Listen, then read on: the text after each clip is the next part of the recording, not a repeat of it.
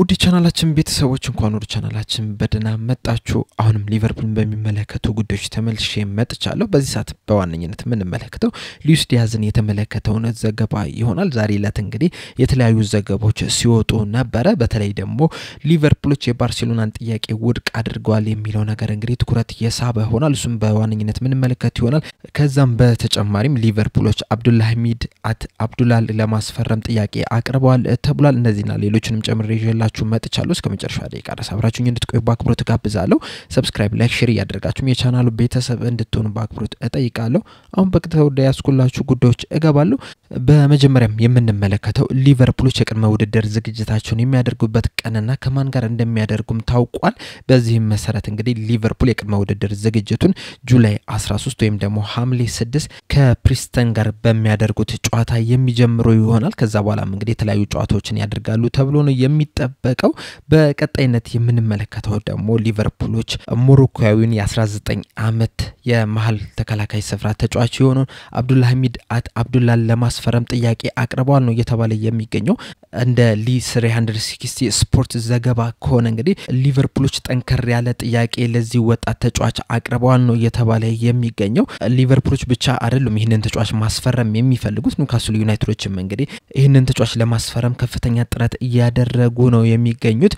ዘገባውም አያይዞም እንግዲህ ኒውካስል ዩናይትዶች ከተጫዋቹ ጋር ንግግር አድርገዋል ነው እየተባለ የሚገኘው። ሊቨርፑሎች ደግሞ ለዚህ ተጫዋች እንግዲህ ጥያቄ አቅርበዋል ተብሏል። ነገር ግን ደግሞ ከተጫዋቹ ጋር ነው ወይስ ከክለቡ ጋር ነው ጥያቄ ያቀርቡት የሚለው ነገር እስካሁን ድረስ ግልጽ አልሆነም። ነገር ግን ደግሞ ይህንን ወጣት ተጫዋች ለማስፈረም በጣም ከፍተኛ ፍላጎት አላቸው ነው እየተባለ የሚገኘው። ይህ ተጫዋች እንግዲህ ባለፈው ሲዝን በአሜንስ ነበር የቆየው በውሰት ውል ስምምነት። አሜንስ እንግዲህ በዚህ ሰዓት ላይ በፈረንሳይ ሁለተኛው ዲቪዚዮን ላይ ወይም ደግሞ ሁለተኛው ታየር ላይ የሚገኝ ቡድን ነው። ነገር ግን ደግሞ በዋነኝነት የሚጫወተው ሬንስ ነው። ሬንሶች ናቸው እንግዲህ በውሰት አሳልፈው እየሰጡት። በዚህ የክረምት ዝውውር መስኮት እንግዲህ ምናልባትም ይህንን ተጫዋች ሊሸጡ የሚችሉበት ቻንስ አለ ነው እየተባለ የሚገኘው። ሊቨርፑሎችም እንግዲህ በዚህ የክረምት የዝውውር መስኮት የተለያዩ ተጫዋቾችን ለማምጣት እንደዚሁም ደግሞ የተለያዩ ቦታዎችን ጠንካራ ለማድረግ ሪሼፍል ለማድረግ እንግዲህ ቆርጦ የተነሱበት ጊዜ ነው ያለውና ምናልባትም ይህን ተጫዋች ይመጣና ሌላ ተጫዋች ደግሞ ከሊቨርፑል ሊለቅ የሚችልበት ቻንስ አለ ነው እየተባለ የሚገኘው። በዚህ ሰዓት እንግዲህ ከዚህ ተጫዋች ጋር ብቻ አይደለም ሊቨርፑሎች ስማቸው እየተያዘ የሚገኘው ከኤቨርተኑ ተጫዋች ከሆነው ጋር ከጄራርድ ብራንዝዌ ጋር ራሱ ስማቸው እየተያዘ ነው የሚገኘው። ኤቨርተኖችም በርግጥ ከሊቨርፑል ተጫዋች ከሆነው ከቤንዶክ ጋር ስማቸው እየተያዘ ነው የሚገኙና ምናልባት ሊቨርፑሎች ቤንዶክን ለኤቨርተን ሰጥተው ከኤቨርተን ጄራርድ ብራንዝዌን ለመቀበል አስበዋል እየተባለ አንዳንድ መረጃዎች እየወጡ ነው ያሉት። ምን ያህል ትክክለኛ ነው መረጃው የሚለው ነገር እንግዲህ እስካሁን ድረስ የተረጋገጠ አይደለም። ነገር ግን እንደዚህ አይነት ልውውጦች ሊኖሩ የሚችሉበት ቻንስ አለ። በተለይ ሊቨርፑሎች እንግዲህ ቀደም እንዳልኳችሁ ቲሙን ሪሼፍል ለማድረግ ለማደስ እየታሰበ ነው የሚገኙና ምናልባትም ከምንጠብቀው በላይ ተጫዋቾች ሊወጡ የሚችሉበት ቻንስ አለ ነው እየተባለ የሚገኙ። አንዳንድ ተጫዋቾች እንግዲህ እስካሁን ድረስ በሊቨርፑል ይቆያሉ አይቆዩም የሚለው ነገር እንግዲህ የተረጋገጠ ነገር አይደለም። በዛው ልክ ደግሞ የተለያዩ ተጫዋቾች ወደ ሊቨርፑል ይመጣሉ ተብሎ ነው የሚጠበቀው። በዚህ ሳምንት እንግዲህ እንደምታስታውሱት ፍሪምፖንግ በሊቨርፑል የሚያቆየውን ኮንትራት መፈረሙ ተረጋግጧል። እንደዚሁም ደግሞ ከሁለት ተጫዋቾች ጋር ስማቸው እየተያዘ ነው የሚገኘው ከሚሎስ ኬርኬዝ ጋር እንደዚሁም ደግሞ ከፍሎሪን ቪርትስ ጋር ስማቸው እየተያዘ ነው የሚገኘው ሊቨርፑሎች። ፍሎሪን ቪርትስ እንግዲህ ትናንትና ከፖርቹጋል ጋር ያደረገው ጨዋታ ነበር ምሽት ላይ ማለት ነው። በዛ ጨዋታ ላይ እንግዲህ ጨዋታው ኮከብ ተብሎ ተመርጧል። እንደዚሁም ደግሞ ለጀርመንም ጎል ማስቆጠር ይችላል። ቀዳሚ የምታደርጋቸውን ግን ምንም እንኳን ፖርቹጋሎች 2-1 በሆነ ውጤት አሸነፈው ለፍጻሜ ቢደርሱም ነገር ግን ፍሎሪን ቪርትስ በዛ ጨዋታ ላይ ድንቅ ሆኖ ያመቸውና ከጨዋታው በፊት እንግዲህ አንድ ጋዜጠኛ ፍሎሪን ቪርትስ ወደ ስቴዲየም በሚገባበት ሰዓት የጠየቀው ጥያቄ ነበር። ይህም ጥያቄ ምንድነው ወደ ሊቨርፑል ለመሄድ ጓጉተሃል ወይ ብሎ ጠይቆት ነበርና ፍሎሪን ቪርትስም ጭንቅላቱን ከፍ ዝቅ በማድረግ አዎ የሚል ምላሽ ነው የመለሰለት እና የፍሎሪን ቪርትስ ወደ ሊቨርፑል የሚያደርገው ዝውውር እንግዲህ በጣም እየተቃረበ ነው የሚገኘው። ምናልባትም በዚህ ሳምንት ወይ በቀጣይ ሳምንት እንግዲህ ሊጠናቀቅ የሚችልበት ቻንስ አለ። ሌላኛው ተጫዋች ደግሞ ሚሎስ ኬርኬዝ ነው። ሚሎስ ኬርኬዝም እንግዲህ ከሊቨርፑል ጋር ስሙ መያዝ ከጀመረ በጣም ሰንብቷል።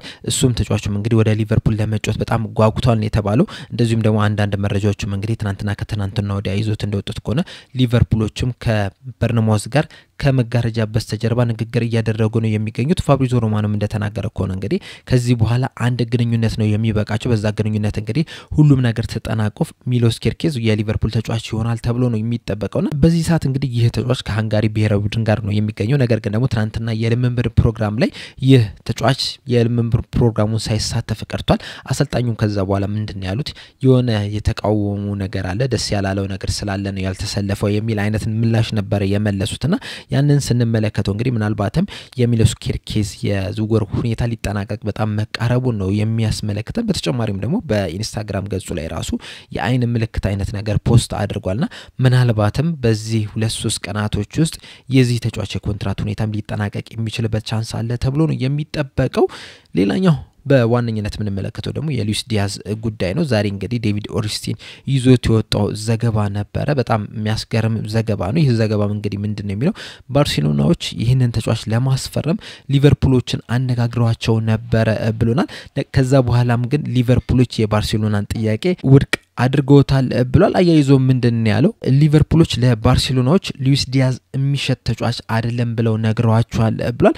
ከዛ በኋላም ግን በትዊተር ገጹ አንድ ነገር ጽፏል። በዛ በጻፈው መሰረት ምንድነው ያለው ሉዊስ ዲያዝ ሊሸጥ የሚችለው እሱ ተሽጦ በሚገኘው ገንዘብ ሌላ ሊቨርፑልን ሊያጠናክር የሚችል ወይም ደግሞ ከሱ የተሻለ ተጫዋች ሊያመጣ የሚችል ብር ከሆነ ብቻ ነውና ትልቅ ብርን ሊቨርፑሎች ይፈልጋሉ ይህን ተጫዋች ለመሸጥ ነው እያለን የሚገኙና አያይዞ ምንድነው ያለው ይህን ሰሞን እንግዲህ ብሩኖ ፈርናንዴዝ ከአልሂላል ጋር ሲያያዝ ነበርና አልሂላሎችም ለዚህ ተጫዋች 100 ሚሊዮን ፓውንድ ለማንቸስተር ዩናይትድ ለማቅረብ አስበዋል ሲባል ነበርና ዝግጁም ነበሩም። ነገር ግን ብሩኖ ፈርናንዴዝ እንግዲህ ጥያቄያቸውን ስላልተቀበለው ያንን ገንዘብ ያላቀረቡት የሚሉ አንዳንድ መረጃዎች ሲወጡ ነበርና ሊቨርፑሎችም እንግዲህ የዚህን ተጫዋች አልሂላል ያቀረበውን ገንዘብ ተመልክተው ሉዊስ ዲያዝን ምን ያህል ገንዘብ እንደሚገባው ወስነዋል ነው እያለ የሚገኙና ምናልባትም እንግዲህ እስከ 100 ሚሊዮን ፓውንድ ድረስ የሚጠጋ ገንዘብ ሊጠይቁ ይችላሉ ነው እያለን የሚገኘው ዴቪድ ኦርንስቲን በዘገባው። ሌላኛው ጋዜጠኛ ደግሞ ዘ ታይምስ ላይ የሚጽፈው ፖል ጆይስ ደግሞ እንደዘገበው ከሆነ ደግሞ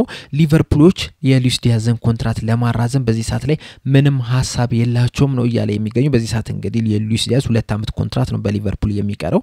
እድሜውም 28 ላይ ደርሷልና ሊቨርፑሎች የሱን ኮንትራት የማደስ ፍላጎት የላቸው።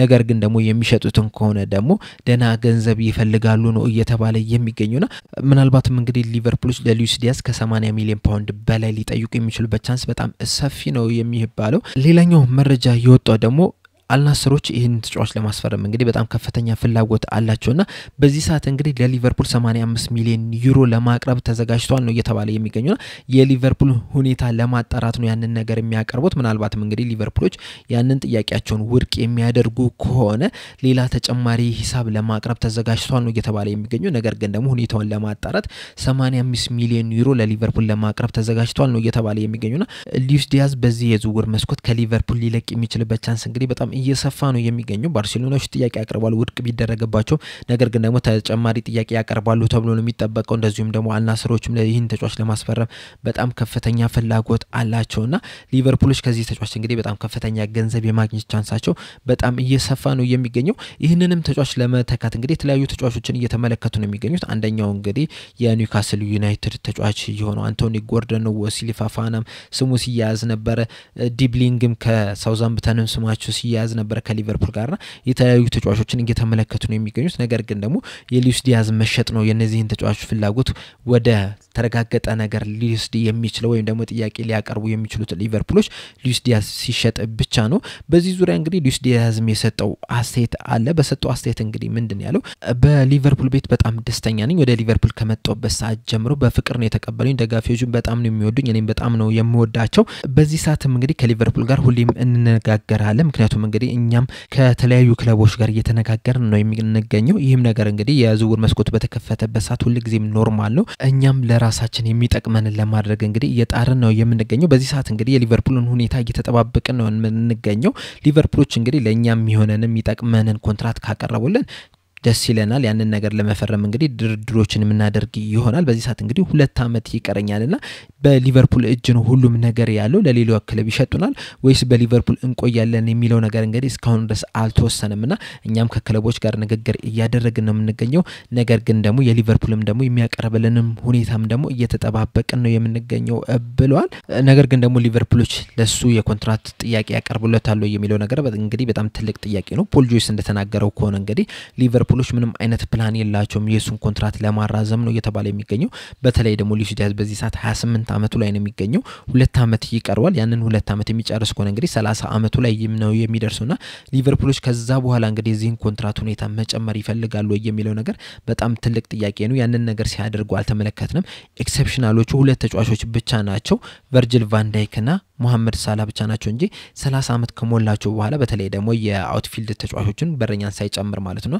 ኮንትራት ብዙም ሲያራዝሙ አልተመለከትንም ምናልባትም ሊቨርፑሎች በዚህ የዝውውር መስኮት ሉዊስ ዲያዝን የሚሸጡበት ቻንስ በጣም ሰፊ ነው ያለውና አንዳንድ መረጃዎች እንደተናገሩት ከሆነ እንግዲህ ሊቨርፑሎች የአልናስርን ጥያቄ እየተጠባበቁ ይገኛሉ ነው እየተባለ የሚገኙ ምክንያቱም እንግዲህ የሳውዲ ክለቦች አንድን ተጫዋች ሲያስፈርሙ በጣም በውድ ዋጋ ነው የሚያስፈርሙትና ምናልባትም ሊቨርፑሎች ከነሱ በጣም ውድ የሆነ ጥያቄ ሊቀርብላቸው ይችላል ተብሎ ነው እየተጠባበቁ የሚገኙት ነው ያሉ ያሉት አንዳንድ መረጃዎች ለሊቨርፑል የሚጠቅመው ከአልናስር የሚመጣው ጥያቄ ነው ምክንያቱም እንግዲህ ሊቨርፑሎች ከ100 ሚሊዮን ፓውንድ በላይም ሊያገኙበት የሚችሉበት ቻንስ አለ ያም ማለት እንግዲህ ሊቨርፑሎች ሉዊስ ዲያዝን በመሸጥ የፍሎሪን ቪርትስን ሂሳብ ሊችሉ የሚችልበት ቻንስ አለ ነው እየተባለ የሚገኙና በአጠቃላይ እንግዲህ የሉዊስ ዲያዝ ሁኔታ እስካሁን ድረስ የተፈታ ነገር አይደለም ያለው ነገር ግን ከነዚህ ሁኔታዎች እንግዲህ መውሰድ የምንችለው ነገር ቢኖር ምንድነው ሊቨርፑሎች ትክክለኛው ጥያቄ የሚቀርብላቸው ከሆነ ትክክለኛው ሂሳብ የሚቀርብላቸው ከሆነ ይሄንን ተጫዋች ከመሸጥ ወደ ኋላ እንደማይሉ ነው እንግዲህ ነገሮች እያሳዩ የሚገኙት ከዛ በኋላ እንግዲህ እሱን ለመተካት ሌላ ተጫዋች ለማምጣት የሚጥሩ ይሆናል በዚህ ሰዓት ላይ እንግዲህ የሊቨርፑል ተጫዋች ነው ሊቨርፑሎች ቢሄድም ባይሄድም ያን ያህል የሚጎዱ አይደለም ከሄደም በውድ ዋጋ እንዲሄድ ነው የሚፈልጉት ካልሆነም ደግሞ በቀጣይ አመት እሱን በደንብ አሻሽለው ፕሪሚየር ሊግ ዋንጫ ለሻምፒዮንስ ሊግ ዋንጫ እንዲፎካከሩ ማድረግ ነው የሚፈልጉትና እዛ ላይም እየሰሩ ይገኛሉ ነው እየተባለ የሚገኙ በአጠቃላይ ለዛሬ ያስኩላችሁ መረጃዎች እነዚህን ይመስሉ ነበር በዚህ ላይ እንግዲህ ያላችሁን ሐሳብ እንዳለ ኮሜንት ሴክሽን ላይ በመጻፍ አሳውቁኝ በቀጣይ በሌላ እስከምንገናኝ ድረስ ሰብስክራይብ ላይ ሼር ማድረግ እንዳትረሱ ቻው